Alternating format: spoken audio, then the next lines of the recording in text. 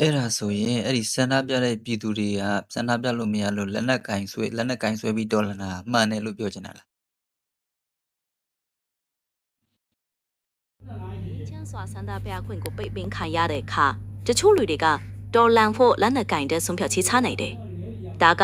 သူတို့ရဲ့စခွင့်ရေးကိုကာကွယ်ဖို့သူတို့မြင်တဲ့နည်းလမ်းတစ်ခုဖြစ်နိုင်တယ်။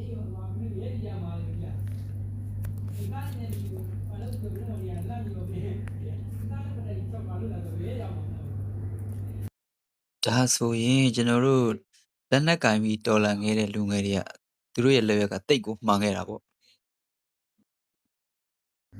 တကယ်လို့လူငယ်တွေဟာ